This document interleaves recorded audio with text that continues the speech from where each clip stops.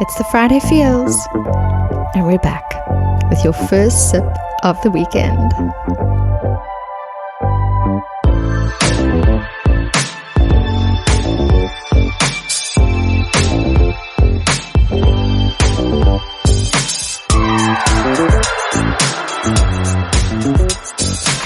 You're now tuned in to this week's episode of Your Happy Hour.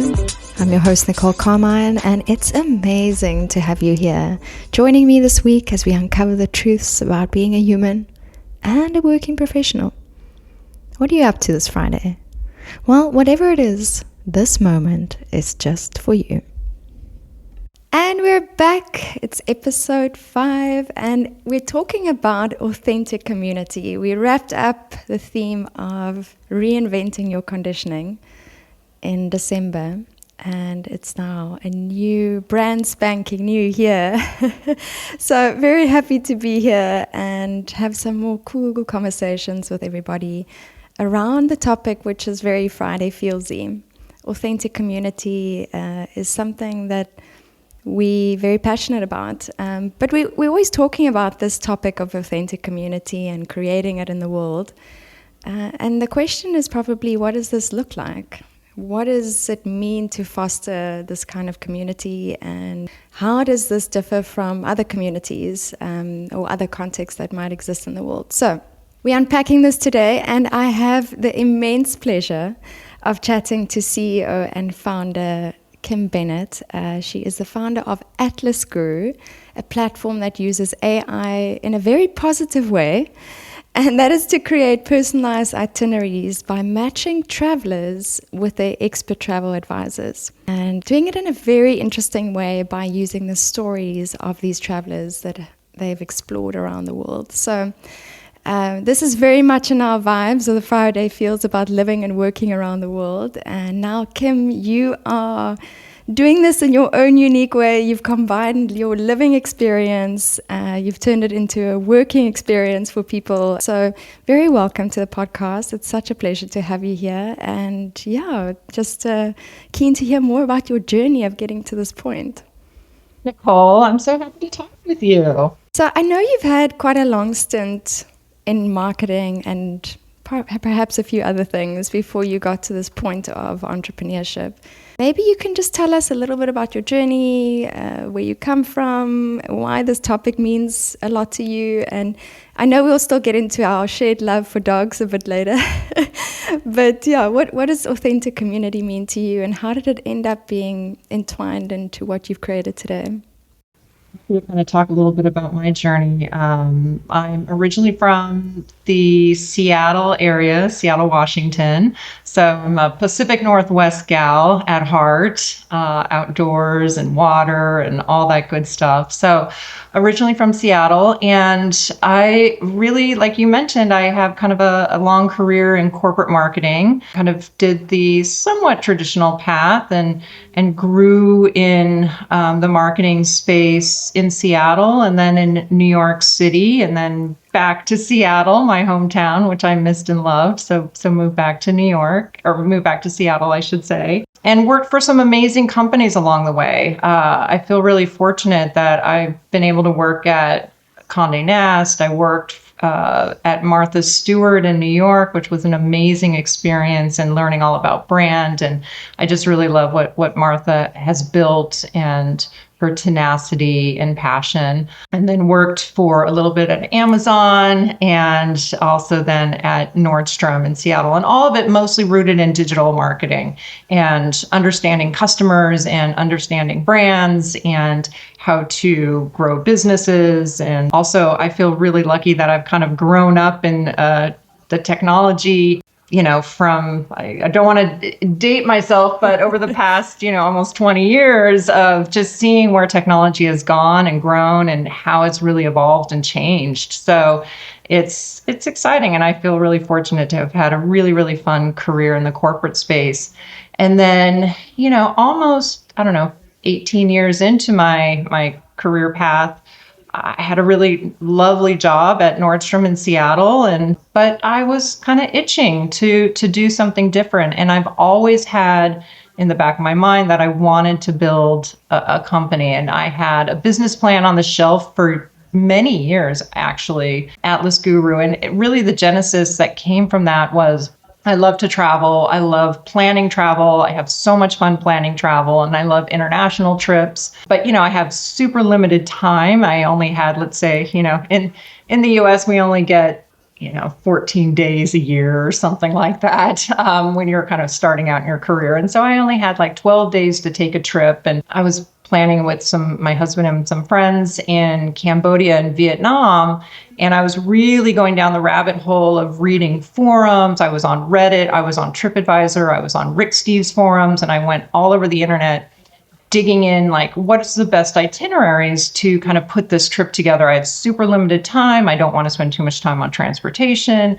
I want to see some of the highlights, but what's kind of that little gem that, we're all looking for, right? That little off the beaten path. And so, I spend hours and hours, which I know everybody does, and down the rabbit hole. And I thought, there has to be a better way of, instead of going into forums, I use guidebooks too, of course, and I love magazines and Condé Nast and Lonely Planet and all of that. And of course, I have a library full of that, but I also love, and this is kind of where community comes in, I love reading about people's trip experiences. So I go down the rabbit hole of forums and I listen to what people would have skipped, what advice do they have? Like, was this one city worth it to them? If they only have a limited amount of time, should they go here? So, I thought there has to be a nicer way for people to share their travel stories and trip reports.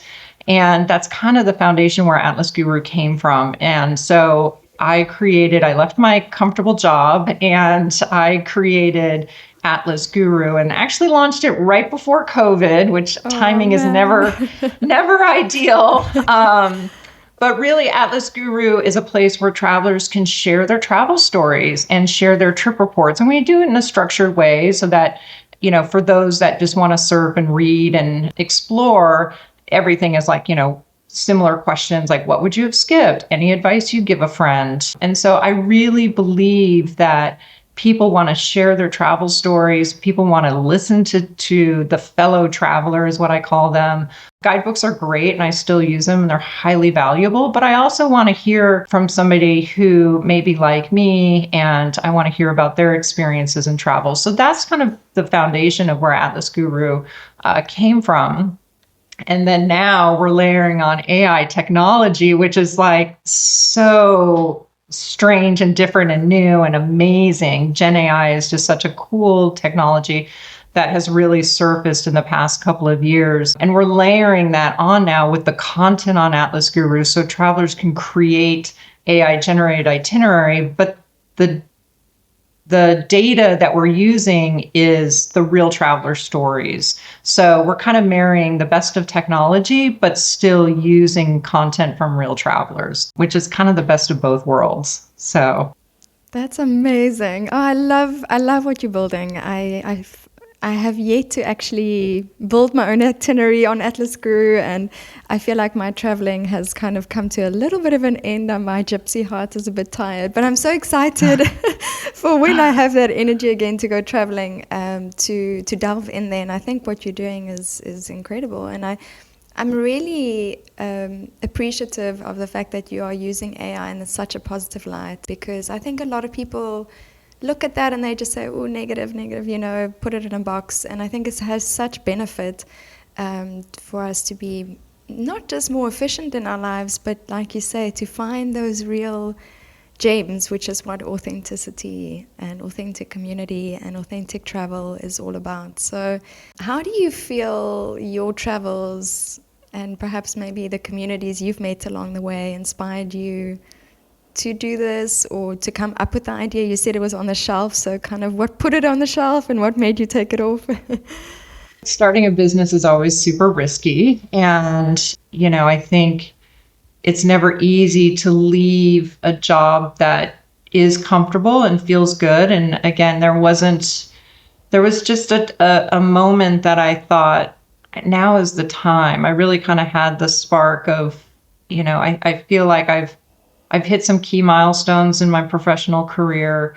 The other thing too is like brass tacks. I actually did save my money for several years. I saved a lot of my paychecks to be able to feel comfortable about investing in my own company. You know, it is not easy to do, and I know it's something that I've been fortunate to do. So I did plan it. It wasn't just like I woke up one day and I'm going to quit my job. No, I actually saved for many years and knew that this was the right time for me. So it really was like, I'm ready to do this pivotal piece of being an entrepreneur. The other thing too is that, the more time I have on this planet, the more I know myself. And I do have an entrepreneurial spirit, and I do struggle sometimes in big, complex corporations. And, I sometimes get frustrated with how slow things move. I get frustrated with how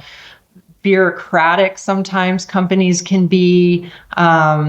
And so I was just kind of over it, to be honest.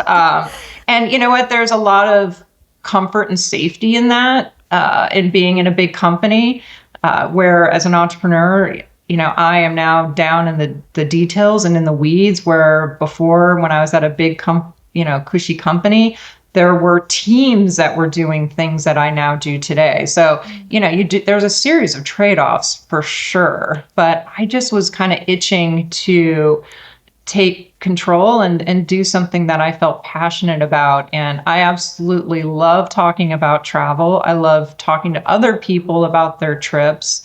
It is something that really lights up in me. And that's where I feel like the community of travelers and sharing their travel stories. And it's just something that it's just fun, right? It's just fun to hear about what people do and where they go and why they pick those places. So, yeah. Oh, I love that. Yeah. Well, I think it's really unique that, you saved for such a long time. Most people kind of like jump into entrepreneurship and or one day like life happens and all of a sudden they find themselves in that. So it's great to hear that you followed your plan and followed your joy and then kind of embraced that moment of saying, okay, let me do that now. Let me take the leap. But knowing that I have that support that I've created for myself, I think that's really important.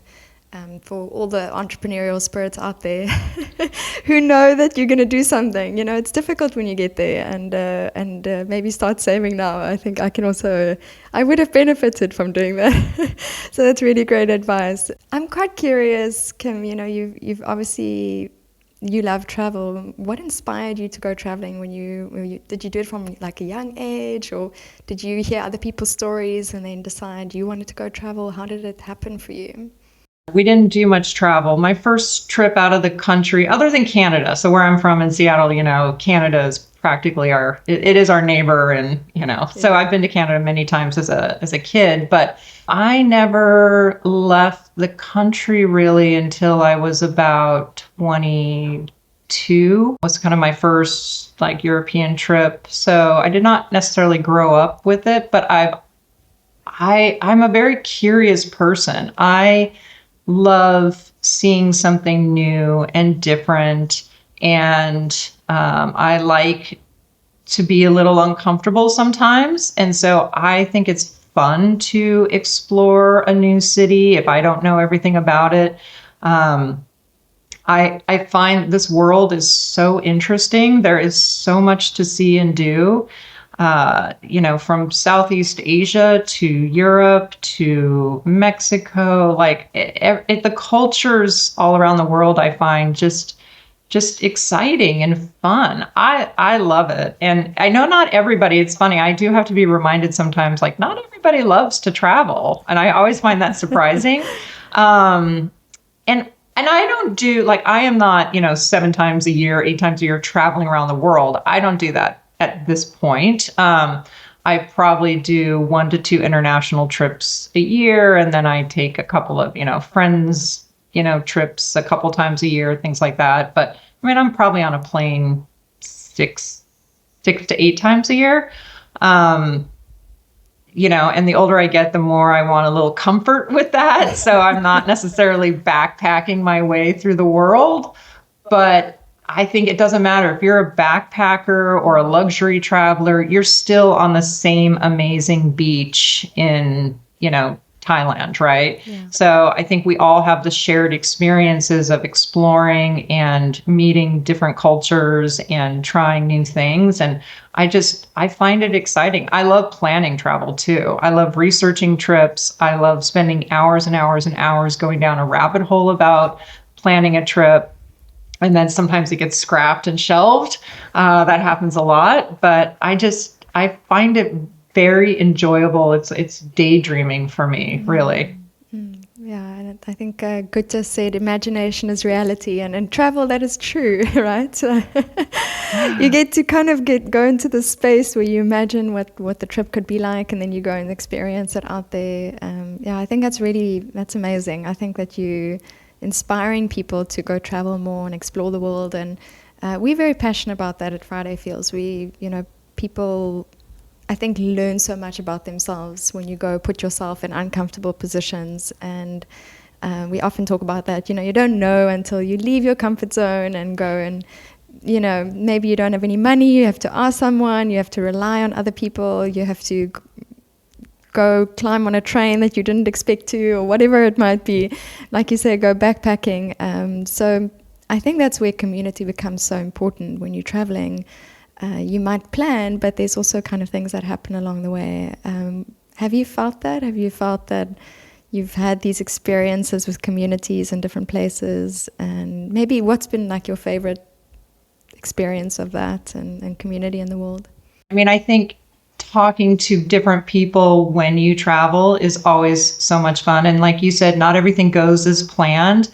But on that note, I've had some real crazy mishaps during travel, and nothing tragic, thank goodness. But it also adds to your storytelling, right? When you get to share back with like, oh, this crazy thing happened on a trip. It's fun. It's like in the moment, it can be a little stressful and you're thinking, how am I going to get through this?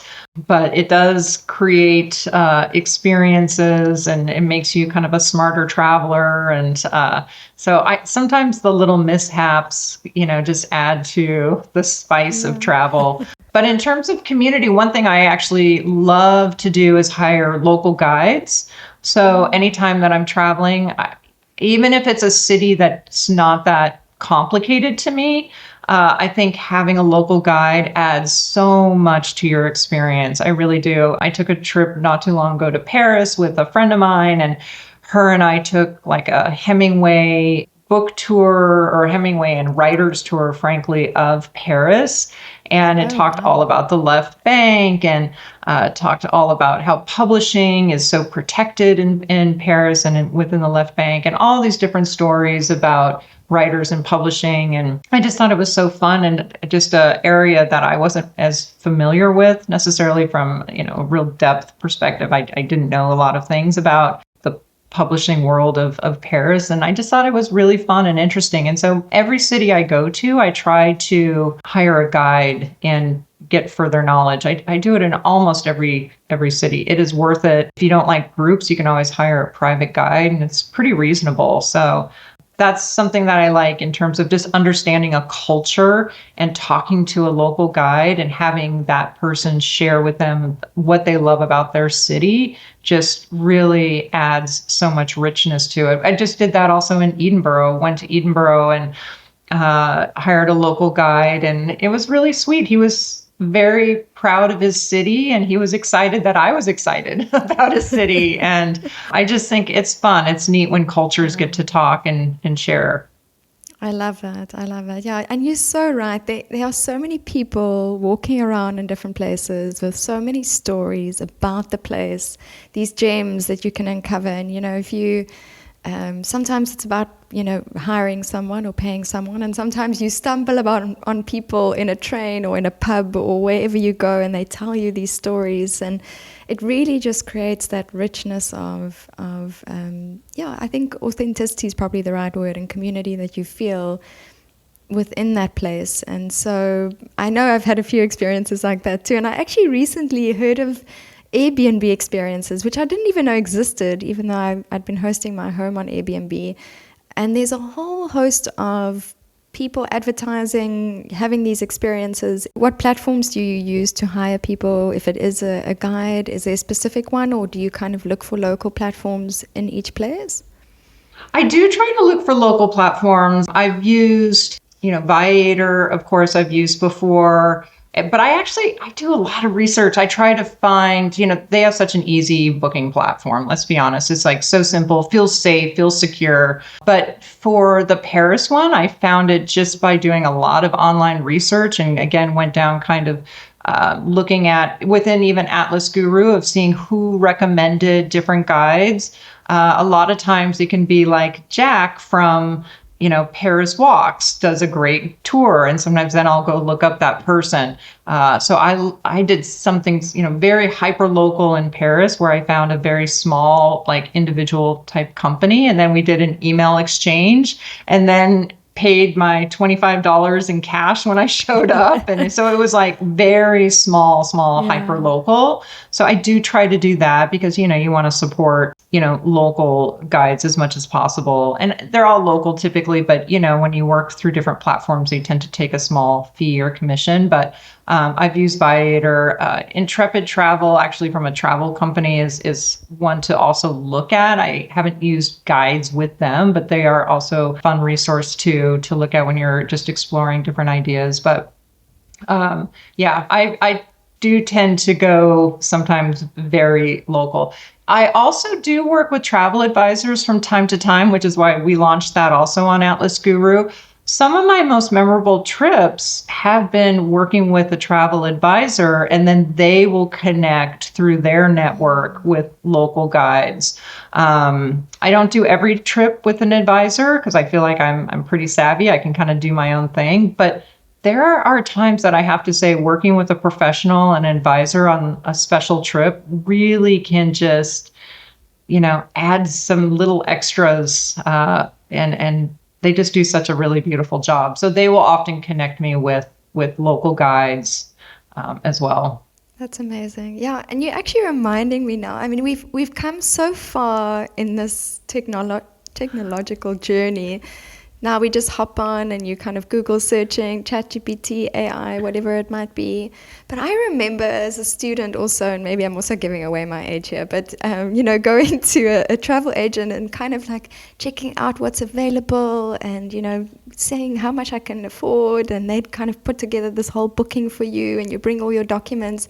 There was something very special about that. I think also being able to sit with a human who's ready to craft this experience for you. And so what it feels like to me with what you're doing with AtlasGuru is really taking that and creating that in a very easy online experience, because there are these real life people with stories and experiences, and so I think that's really awesome. I do miss that sometimes, we're so online that it's nice to have that real life in-person eye connect experience of also just being able to share the anticipation of a trip coming. I know that's kind of half of the fun of the travel, is like the knowing that it's coming, the knowing that you're going away from your normal daily life. So I think that's really awesome that you're creating that experience. And I know you touched on this a little bit, but 10 years ago, where you were working, but did you see yourself, I know you've been saving, but did you see yourself doing this in this way?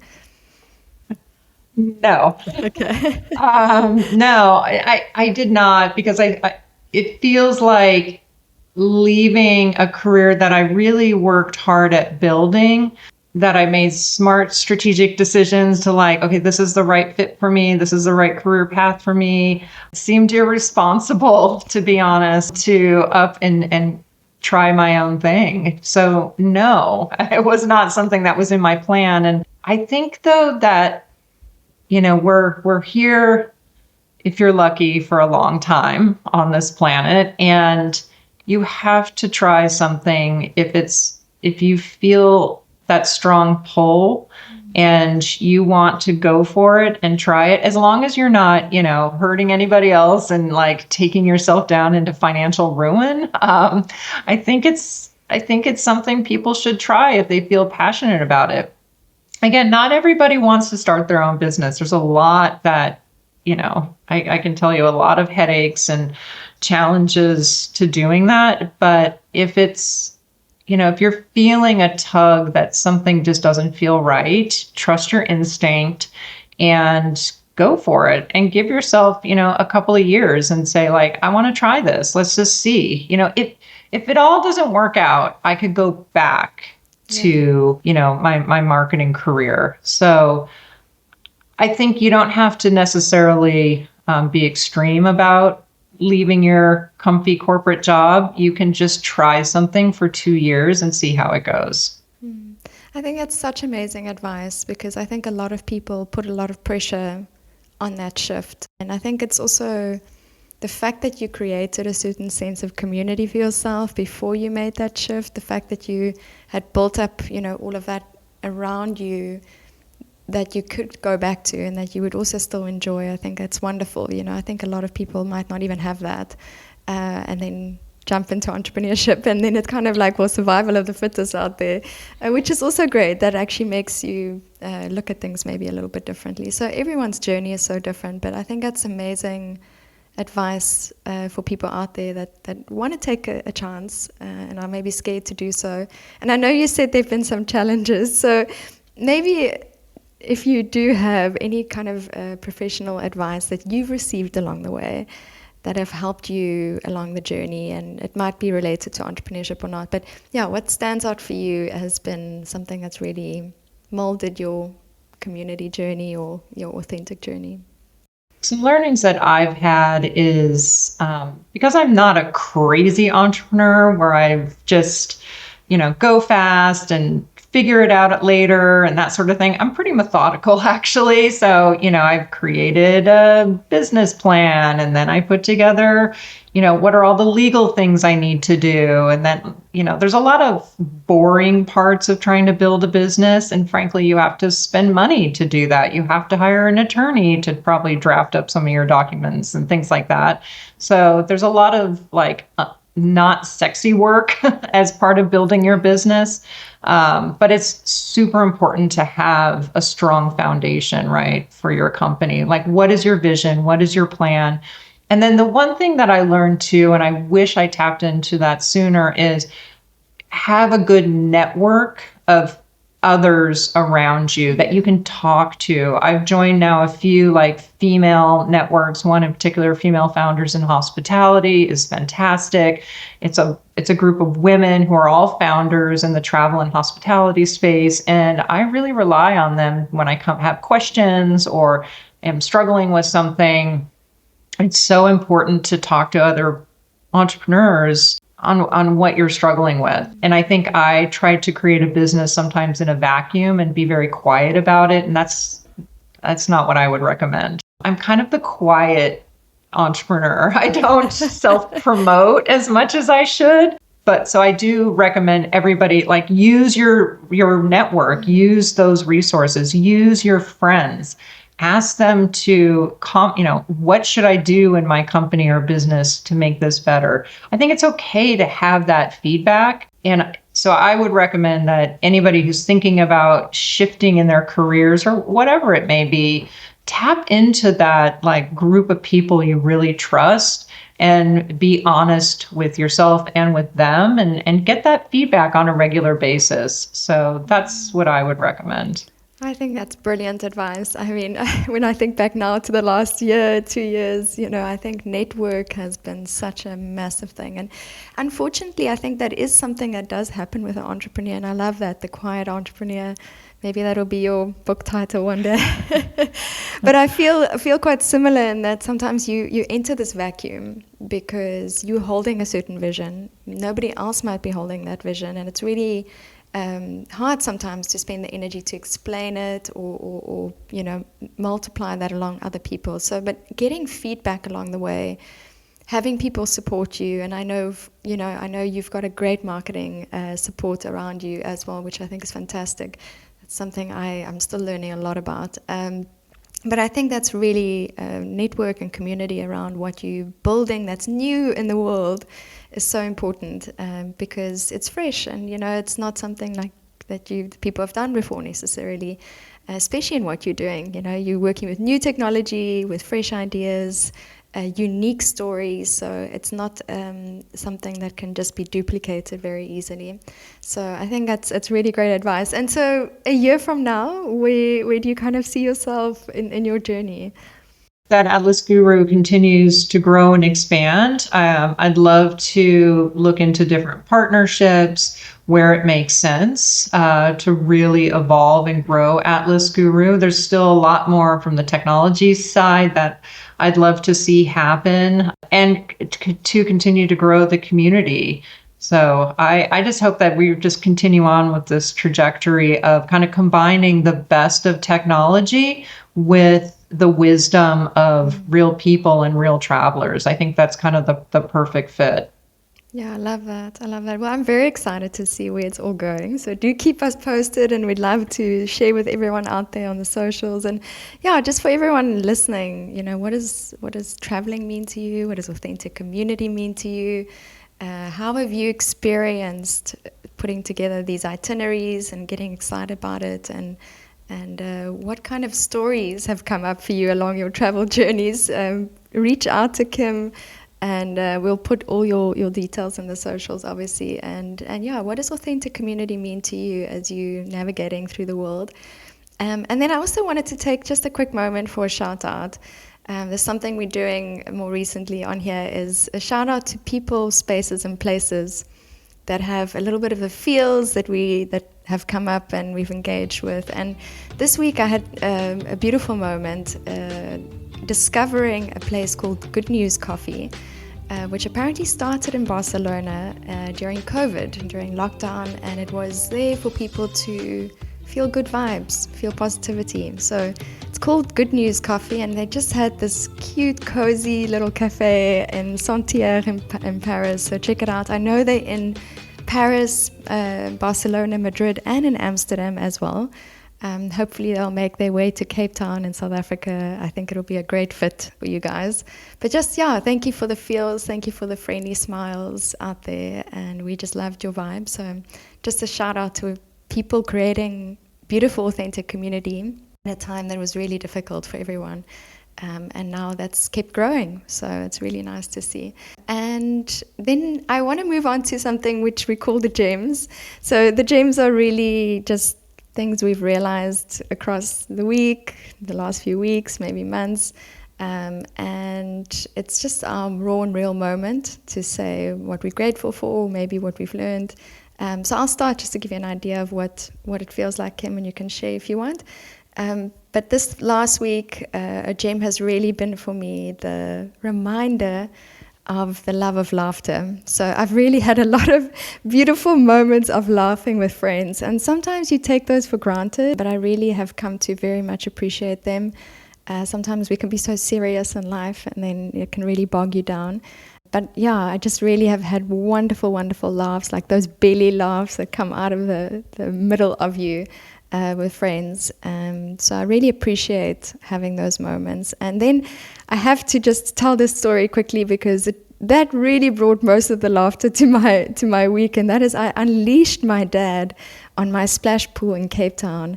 And it was a little bit green and it needed some cleaning. But then I got this photo of this cloud basically coming out of the pool, rising up above. I don't know how many chemicals he put in there, but you could have drifted off the pool into the neighbor's yard. So yeah, thank you, Dad, for cleaning the pool, but also for giving me a great laugh.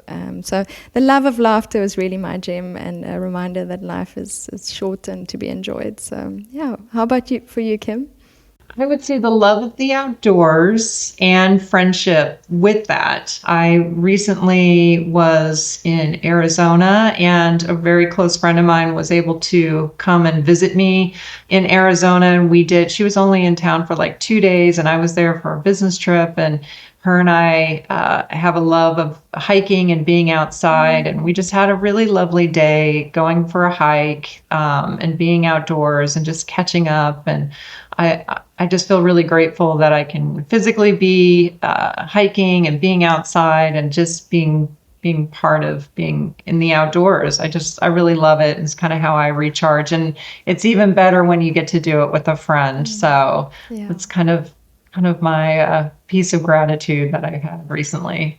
Oh, that's amazing. That sounds spectacular. It's so nice to be outside, 100%, especially now that it's colder, you can really appreciate when you can go outside and not freeze too much. That's amazing. And then do want to ask you one thing. We also started something really cool called the Stack. And so the Stack is our reading list, and it's really books that we've loved, that we recommend, or any kind of words that we're appreciating out there. So what is in your stack at the moment, or maybe what's been in your stack last year that you can share with people as a good read? Like memoirs and listening on audiobooks or books. I kind of do go back and forth.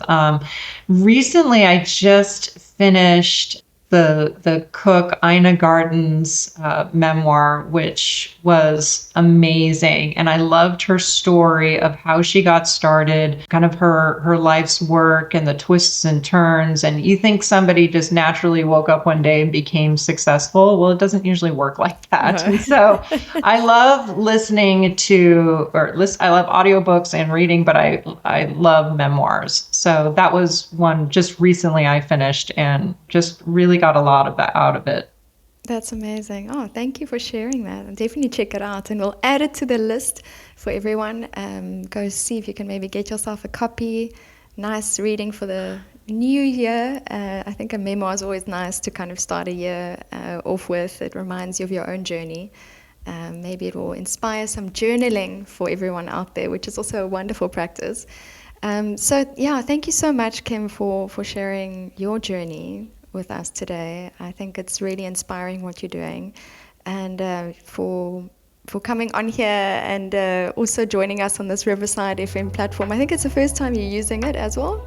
It's great to have this partnership and a quick spotlight on Riverside, who's been our partner for the last month, and it's really awesome to have good quality. Sometimes when the Wi-Fi is wonky, then we know at least we can count on them. So thank you so much for sharing with us today. It's been such a pleasure. Such a pleasure too. Thank you, Nicole. If you haven't just yet, follow Friday Feels on Instagram, Facebook, TikTok, and LinkedIn. You can share with us all your feels this week by tagging us at fridayfeels.co. And you can also find the website at that handle. And now, as you ease into this weekend, take a moment. Celebrate who you've become, what you've overcome, and what is yet to come as you do the crazy and cool things that you do as the authentic you. The truth about life and work is that it's hard, but the beauty is this global working experience that you're in, well, we're in it together. So keep connecting, empowering, and inspiring this week. And of course, keep it raw and real. Until next time.